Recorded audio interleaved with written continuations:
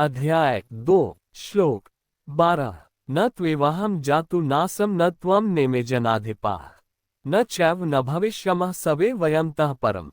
12। अनुवाद। ऐसा कभी नहीं हुआ कि मैं न रहा हूँ या तुम न रहे हो अथवा ये समस्त राजा न रहे हो, और न ऐसा है कि भविष्य में हम लोग नहीं रहेंगे।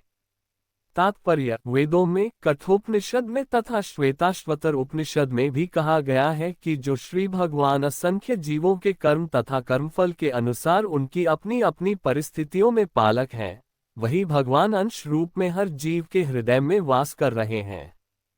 केवल साधु पुरुष जो एक ही ईश्वर को भीतर बाहर देख सकते हैं, पूर्ण एवं शाश्वत शांति प्राप्त कर पाते हैं।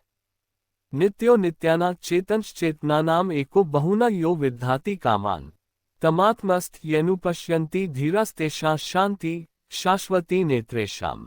कठोपनिषद 2.2.13।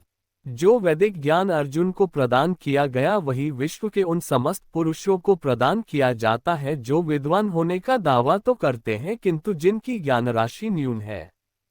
भगवान ये स्पष्ट कहते हैं कि वे स्वयं, अर्जुन तथा युद्ध भूमि में एकत्र सारे राजा शाश्वत प्राणी हैं और इन जीवों की बद्ध तथा मुक्त अवस्थाओं में भगवान ही एकमात्र उनके पालक हैं। भगवान परम पुरुष है तथा भगवान का चिर संगी अर्जुन एवं वहां पर एकत्र सारे राजागण शाश्वत पुरुष हैं। ऐसा नहीं है कि ये भूतकाल में प्राणियों के रूप में अलग अलग उपस्थित नहीं थे और ऐसा भी नहीं है कि ये शाश्वत पुरुष बने नहीं रहेंगे। उनका अस्तित्व भूतकाल में था और भविष्य में भी निर्बाध रूप से बना रहेगा। अतः किसी के लिए शोक करने की कोई बात नहीं है। यह मायावादी सिद्धांत की मुक्ति के बाद आत्मा माया के आवरण से पृथक होकर निराकार ब्रह्म में लीन हो जाएगा और अपना अस्तित्व खो देगा, यहाँ पर परम अधिकारी भगवान कृष्ण द्वारा पुष्ट नहीं हो पाता। न ही इस सिद्धांत का समर्थन हो पाता है कि बद्ध अवस्था में ही हम अस्तित्व का चिंतन करते हैं। यहाँ पर कृष्ण स्पष्टत कहते हैं कि भगवान तथा अन्यों का अस्तित्व भविष्य में भी अक्षुण्ण रहेगा, जिसकी पुष्टि उपनिषदों द्वारा भी होती है।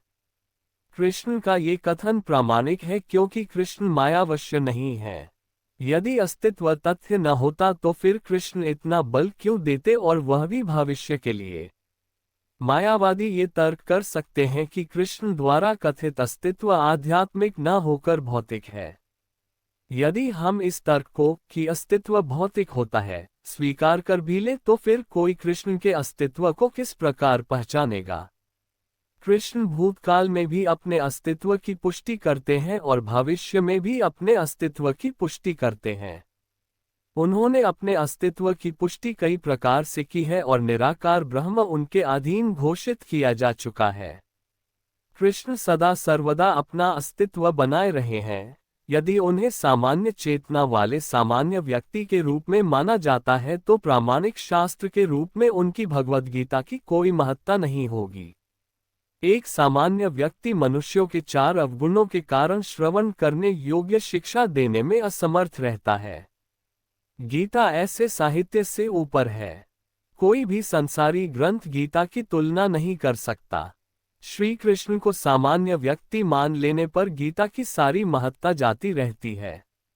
मायावादियों का तर्क है कि इस श्लोक में वर्णित द्वैत लौकिक है और शरीर के लिए प्रयुक्त हुआ है, किंतु इसके पहले वाले श्लोक में ऐसी देहात्म बुद्धि की निंदा की गई है।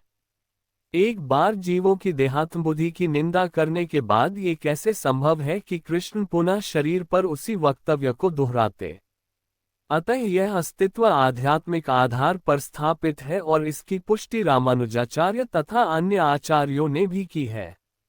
गीता में कई स्थलों पर इसका उल्लेख है कि यह आध्यात्मिक अस्तित्व केवल भगवत भक्तों द्वारा ज्ञेय है। जो लोग भगवान कृष्ण का विरोध करते हैं उनकी इस महान साहित्य तक पहुंच नहीं हो पाती।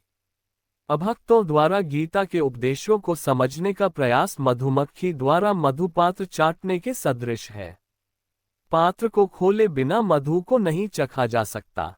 इसी प्रकार भगवद गीता के रहस्यवाद को केवल भक्त ही समझ सकते हैं, अन्य कोई नहीं, जैसा कि इसके 4th अध्याय में कहा गया है। न ही गीता का स्पर्श ऐसे लोग कर पाते हैं जो भगवान के अस्तित्व का ही विरोध करते हैं। अतः मायावादियों द्वारा गीता की व्याख्या मानो समग्र सत्य का सरासर भ्रामक निरूपण है। भगवान चैतन्य ने मायावादियों द्वारा की गई गीता की व्याख्याओं को पढ़ने का निषेध किया है और चेतावनी दी है कि जो कोई ऐसे मायावादी दर्शन को ग्रहण करता है वह गीता के वास्तविक रहस्य को समझ पाने में असमर्थ रहता है।